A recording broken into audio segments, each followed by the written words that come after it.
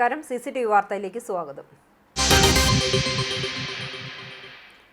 കാൽ നൂറ്റാണ്ടിന് ശേഷം ഗുരുവായൂർ നഗരസഭാ ഭരണം തിരിച്ചുപിടിക്കാമെന്ന പ്രതീക്ഷയിൽ UDF. വികസന നേട്ടങ്ങൾ വോട്ടായി മാറിയതിനാൽ ഇത്തവണ ഭൂരിപക്ഷം വർദ്ധിക്കുമെന്ന ആത്മവിശ്വാസത്തിൽ LDF. ചരിത്ര മുന്നേറ്റത്തിലൂടെ സീറ്റുകളുടെ എണ്ണം കൂട്ടാനൊരുങ്ങി NDA. വോട്ടുകൾ അകത്തായപ്പോൾ പുറത്ത് കണക്കുകൾ കൂട്ടിയും കിഴിച്ചും വിജയപ്രതീക്ഷയിലാണ് മുന്നണികൾ.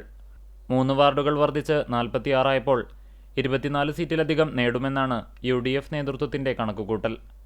സ്ഥാനാർത്ഥികളെ ആദ്യം കളത്തിലിറക്കാനായതും അഭിപ്രായ വ്യത്യാസങ്ങളും വിവാദങ്ങളുമില്ലാതെ തിരഞ്ഞെടുപ്പിനെ അഭിമുഖീകരിക്കാനായതും വിജയസാധ്യതയായി UDF വിലയിരുത്തുന്നു. ഭരണവിരുദ്ധ വികാരം വോട്ടാക്കാൻ കഴിഞ്ഞെന്നും നേരത്തെ കൗൺസിലർമാരായിരുന്ന 12 പേരെ മത്സരിപ്പിക്കാനായതും വിജയപ്രതീക്ഷ കൂട്ടുന്നു. LDF കൗൺസിലർമാരായിരുന്ന 2 പേരെ UDF സ്ഥാനാർത്ഥികളായി കിട്ടിയതും നേട്ടമായാണ് നേതൃത്വം നോക്കിക്കാണുന്നത്. എന്നാൽ 28 സീറ്റുകളുണ്ടായിരുന്നത് ഇത്തവണ വർദ്ധിക്കുമെന്നാണ് LDFന്റെ വിലയിരുത്തൽ. ദീർഘകാലമായി ഗുരുവായൂർ നിവാസികൾ ആവശ്യപ്പെട്ടിരുന്ന റെയിൽവേ മേൽപ്പാലവും അഴുക്കുചാൽ പദ്ധതിയുമായിരുന്നു LDF പ്രചാരണ ആയുധമാക്കിയത്. മാലിന്യ സംസ്കരണ രംഗത്ത് വലിയ മുന്നേറ്റം ഉണ്ടാക്കാൻ കഴിഞ്ഞതും തീർത്ഥാടകർക്ക് അടിസ്ഥാന സൗകര്യങ്ങൾ വർദ്ധിപ്പിക്കാനായതുമാണ് LDFന്റെ വിജയപ്രതീക്ഷയ്ക്ക് തിളക്കമേകുന്നത്. മുൻ കൗൺസിലർമാരായിരുന്ന 11 പേരെയാണ് LDF ഇത്തവണ മത്സരരംഗത്തിറക്കിയത്. UDF കൗൺസിലറായിരുന്ന AT ഹംസ ഇത്തവണ LDF സ്ഥാനാർത്ഥിയായത് നേട്ടമായാണ് നേതൃത്വം പറയുന്നത്. കഴിഞ്ഞ തവണയുണ്ടായിരുന്ന 2 സീറ്റ് ഇത്തവണ 5 ഉയരുമെന്നാണ് NDAയുടെ കണക്കുകൂട്ടൽ. നരേന്ദ്രമോദി ഭരണ നേട്ടങ്ങളും കേന്ദ്ര സർക്കാർ പദ്ധതികൾ നടപ്പിലാക്കാനായതും ഇവരുടെ വിജയപ്രതീക്ഷയ്ക്ക് ആക്കം കൂട്ടുന്നു. 4 വാർഡുകളിൽ മത്സരിച്ച ആം ആദ്മിയും 2 സ്വതന്ത്ര സ്ഥാനാർത്ഥികളും വിജയപ്രതീക്ഷ വെച്ചുപുലർത്തുന്നുണ്ട്. 4 വാർഡുകളിൽ വെൽഫെയർ പാർട്ടിയും 1 വാർഡിൽ SDPIയും മത്സരരംഗത്തുണ്ടായിരുന്നു. കുന്നംകുളം നഗരസഭയിലെ 39 പോളിംഗ് ബൂത്തുകളിലെ വോട്ടിംഗ് മെഷീനുകളും കുന്നംകുളം നഗരസഭാ ടൗൺ ഹാളിലെ സ്ട്രോങ് റൂമിലേക്ക് മാറ്റി. ഇന്നലെ പോളിംഗ് അവസാനിച്ച ശേഷം രാത്രി 7 മണിയോടെ കുന്നംകുളം മേഖലയിലെ എല്ലാ ബൂത്തുകളിലെയും പോളിംഗ് പര്യവസാനിച്ചു. 9 മണിക്ക് 39 ബൂത്തുകളിലെയും വോട്ടിംഗ് മെഷീനുകൾ ടൗൺ ഹാളിലെത്തി. 1 മുതൽ 20 വരെയുള്ള ബൂത്തുകളിലെ മെഷീനുകളും 21 മുതൽ 39 വരെയുള്ള ബൂത്തുകളിലെ മെഷീനുകളുമാണ് ഇരുമുറികളിലുമാക്കി സൂക്ഷിച്ചിരിക്കുന്നത്. പോലീസിന്റെ ശക്തമായ നിരീക്ഷണത്തിലാണ് സ്ട്രോങ് റൂമുകൾ. നാളെയാണ് തെരഞ്ഞെടുപ്പ് ഫലപ്രഖ്യാപനം. അതുവരെ പോലീസിന്റെ കാവലിലാണ് സ്ട്രോങ് റൂമും പരിസരവും. ചാവക്കാട് നഗരസഭയിലെ 33 പോളിംഗ് ബൂത്തുകളിലെ വോട്ടിംഗ് മെഷീനുകൾ ചാവക്കാട് MRRM ഹയർ സെക്കൻഡറി സ്കൂളിലെ സ്ട്രോങ് റൂമിലേക്ക് മാറ്റി. പോളിംഗ് അവസാനിച്ച ശേഷം ഇന്നലെ രാത്രിയാണ് 33 പോളിംഗ് കേന്ദ്രങ്ങളിലെ വോട്ടിംഗ് യന്ത്രങ്ങൾ ഇവിടെ എത്തിച്ചത്. 1 മുതൽ 16 ബൂത്തുകളിലെ മെഷീനുകളും 17 മുതൽ 33 വരെ ബൂത്തുകളിലെ മെഷീനുകളുമാണ് 2 റൂമുകളിലാക്കി ഭദ്രമാക്കിയത്. പോലീസിന്റെ ശക്തമായ നിരീക്ഷണത്തിലാണ് സ്ട്രോങ് റൂമുകൾ. Guruvayur ACP C Premanandan, Chavakkad SHO VV Vimal എന്നിവരുടെ നേതൃത്വത്തിൽ ഒരു SIയും ASIയും സീനിയർ CPOയും ഉൾപ്പെടെ തോക്കേന്തിയ സായുധ പോലീസിനെയാണ് സുരക്ഷയ്ക്കായി നിയോഗിച്ചിരിക്കുന്നത്. നാളെയാണ് തെരഞ്ഞെടുപ്പ് ഫലം പ്രഖ്യാപിക്കുക. അതുവരെ ജനാധിപത്യത്തിന്റെ കാവലായി സ്ട്രോങ് റൂമുകൾ പോലീസ് വലയത്തിലാണ്. തൃശൂർ എക്സൈസ് റേഞ്ച് ഓഫീസിന്റെയും AKM HSS പൂച്ചട്ടി സ്കൂളിലെ വിമുക്തി ക്ലബിന്റെയും നേതൃത്വത്തിൽ വിദ്യാർത്ഥികളും അധ്യാപകരും ചാലക്കുടി ഡി അഡിക്ഷൻ സെന്റർ സന്ദർശിച്ചു. കുട്ടികൾ ശേഖരിച്ച പുസ്തകങ്ങൾ അവിടുത്തെ ലൈബ്രറിയിലേക്ക് നൽകുന്നതിനായി സീനിയർ സൈക്യാട്രിസ്റ്റ് ഡോക്ടർ പീറ്റർ കിണറ്റിങ്കലിന് കൈമാറി. Chalakudy range assistant excise inspector Raju KK Chalakudy taluk ഹോസ്പിറ്റലിൽ പ്രവർത്തിക്കുന്ന വിമുക്തി ഡി അഡിക്ഷൻ സെന്ററിന്റെ പ്രവർത്തനങ്ങളെക്കുറിച്ചും ലഹരിക്ക് അടിമപ്പെടുന്നവർ നേരിടുന്ന പ്രശ്നങ്ങളെക്കുറിച്ചും സംസാരിച്ചു. തൃശൂർ എക്സൈസ് റേഞ്ച് ഓഫീസിലെ പ്രിവെന്റീവ് ഓഫീസർ K ലത്തീഫ് മയക്കുമരുന്നിനെതിരെ സമൂഹത്തിൽ കുട്ടികൾ പ്രവർത്തിക്കേണ്ടതിന്റെ ആവശ്യകതയെക്കുറിച്ച് സംസാരിച്ചു. പ്രധാന അധ്യാപിക PB ബബിത, മുൻ അധ്യാപകരായ അന്നമ്മ PK, മോളി ടീച്ചർ, വിമുക്തി കോർഡിനേറ്റർ ബിന്ദു V, സന്ധ്യ രാഘവൻ എന്നിവർ പങ്കെടുത്തു.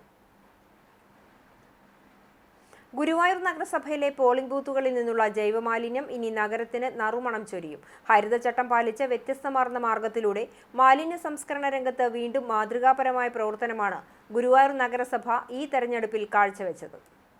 ഇത്തവണ ഗുരുവായൂർ നഗരസഭയുടെ 46 വാർഡുകളിലെ 70 പോളിംഗ് ബൂത്തുകളിൽ നിന്നുള്ള ജൈവമാലിന്യം ശേഖരിക്കാനായി ഇനാക്കുലം നിറച്ച ചെടിച്ചട്ടി കരുതിയിരുന്നു.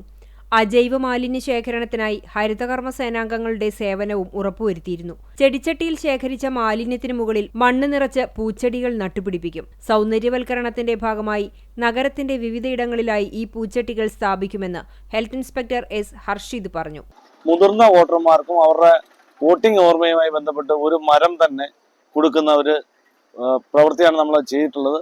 ആ മരത്തൈ വിതരണവും അതോടൊപ്പം തന്നെ നമ്മളുടെ അവിടെ ഉണ്ടാകുന്ന, അതായത് പോളിംഗ് ബൂത്തുകളിൽ ഉണ്ടാകുന്ന മാലിന്യങ്ങൾ ചെടിച്ചട്ടികളിൽ ഇനോക്കുലം നിറച്ച ചെടിച്ചട്ടികളിലേക്ക് ഇടുകയും അതിനുശേഷം ഈ മാലിന്യത്തിന്റെ തിരഞ്ഞെടുപ്പ് പൂർത്തിയാകുന്ന മുറയ്ക്ക് ഈ ചെടിച്ചട്ടിയിലേക്ക് ബാക്കി ഇനോക്കുലവും മണ്ണും കൂടി ചേർത്തിട്ട് അതിനെ തൈയാക്കി മാറ്റി തൈ നട്ട് ഒരു നഗര സൗന്ദര്യവൽക്കരണത്തിന് ഉപയോഗിക്കുന്ന ഒരു പദ്ധതി കൂടിയാണ്. നഗരസഭാ ഓഫീസിന് മുന്നിലെ AKG സ്മാരക മന്ദിരത്തിനു മുന്നിൽ ആരോഗ്യ വിഭാഗത്തിന്റെ നേതൃത്വത്തിൽ മാതൃകാ ഹരിത പോളിംഗ് ബൂത്തും ഒരുക്കിയിരുന്നു. പോളിംഗ് ബൂത്തുകളിൽ ഉപയോഗിക്കാൻ അനുമതിയുള്ള വസ്തുക്കളും ഇല്ലാത്തവയുമാണ് ഇവിടുത്തെ വോട്ടിംഗ് യന്ത്രത്തിൽ ചിഹ്നങ്ങൾക്കു പകരം കൊടുത്തിരുന്നത്. ഉപയോഗിക്കാവുന്ന വസ്തുക്കൾ ചിഹ്നങ്ങളുടെ നേരെയുള്ള ബട്ടണിൽ അമർത്തിയാൽ പച്ച തെളിയും. പാടില്ലാത്ത ചിഹ്നങ്ങൾ തൊട്ടാൽ ചുവപ്പ് ലൈറ്റും തെളിയും. പുനരുപയോഗിക്കാവുന്ന തുണി, കയർ എന്നിവയാണ് ഇതിന്റെ നിർമ്മാണത്തിന് ഉപയോഗിച്ചത്. ഹരിതചട്ടം പാലിക്കാനായി ഓലകളും മറ്റിലകളും ഉപയോഗിക്കുന്നത് മാലിന്യത്തിന്റെ തോത് വർദ്ധിക്കുമെന്ന കണക്കുകൂട്ടലിലാണ് ഇത്തരം ബൂത്ത് നിർമ്മിച്ചതെന്ന് clean city manager KC Ashok പറഞ്ഞു. ജൈവ തെരഞ്ഞെടുപ്പായി തന്നെ മാറ്റിയിട്ടുണ്ട്, ഹരിത തെരഞ്ഞെടുപ്പായി തന്നെ പ്ലാൻ ചെയ്തിട്ടുണ്ട്.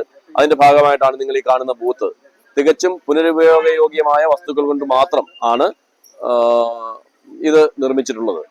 തുണി, മറ്റ് സാധനങ്ങളെല്ലാം ഇത് നമുക്ക് വീണ്ടും ഉപയോഗിക്കാൻ പറ്റുന്ന രീതിയിൽ, അല്ലാതെ പ്രകൃതിയിൽ ശരിക്കും ഹരിത ബൂത്ത് എന്ന് പറഞ്ഞ് പനയോലയും ഓലയും കുരുത്തോലയും ഒക്കെ കൊണ്ട് നിർമ്മിച്ച് അതിനെ ഒരു വേസ്റ്റ് ആക്കുന്ന മാറ്റുന്നതല്ല ഹരിതചട്ടം എന്ന് പറയുന്നത്. ഇങ്ങനെ പുനരുപയോഗയോഗ്യമായ സാധനങ്ങൾ ചെയ്യുക എന്നുള്ളതാണ് ഹരിതചട്ടം. അതുപോലെ ഞങ്ങൾ നൂതനമായ പല ആശയങ്ങളും ഉൾക്കൊള്ളിച്ചുകൊണ്ടാണ് ഇത്തവണത്തെ പ്രകൃതി സൗഹൃദ തെരഞ്ഞെടുപ്പ് നടത്തുന്നത്. നഗരത്തിന്റെ മാലിന്യത്തൊട്ടിയായിരുന്ന ചൂൽപ്പുറം ട്രഞ്ചിങ് ഗ്രൗണ്ട് പൂങ്കാവനമാക്കി ദേശീയതലത്തിൽ തന്നെ ശ്രദ്ധ നേടിയ ഗുരുവായൂർ നഗരസഭ ഈ തെരഞ്ഞെടുപ്പിലും ശ്രദ്ധേയമായ നേട്ടമാണ് കൊയ്തത്. കുന്നംകുളം ബദനി കോൺവെന്റ് ഗേൾസ് ഹൈസ്കൂളിൽ ഔഷധ സസ്യങ്ങളുടെ പ്രദർശനം നടത്തി. സ്കൂൾ പ്രധാന അധ്യാപിക സിസ്റ്റർ സ്റ്റാർലിറ്റ് SIC ഉദ്ഘാടനം ചെയ്തു. സംസ്കൃതം ക്ലബിന്റെ ആഭിമുഖ്യത്തിൽ 10ാം ക്ലാസ്സിലെ പാഠഭാഗവുമായി ബന്ധപ്പെടുത്തിയായിരുന്നു പ്രദർശനം. വീട്ടുമുറ്റത്തും തോട്ടത്തിലും നിൽക്കുന്ന ഔഷധ സസ്യങ്ങളെ തിരിച്ചറിയാനും സംരക്ഷിക്കാനും ഈ പ്രവർത്തനത്തിലൂടെ കുട്ടികൾക്ക് സാധിച്ചു. നാരായണീയ ദിനത്തിൽ ഗുരുവായൂർ ക്ഷേത്ര ദർശനത്തിനെത്തിയവർക്ക് ബഹ്റിനിലെ ഗുരുവായൂരപ്പ ഭക്തരുടെ വകയായി പാൽപ്പായസം നൽകി. 101 ലിറ്റർ പായസമാണ് പടിഞ്ഞാറേ നടയിൽ വിതരണം ചെയ്തത്. ബീന ഗുരുവായൂർ, തങ്കം പരമേശ്വരൻ, V രാജേഷ് എന്നിവർ നേതൃത്വം നൽകി.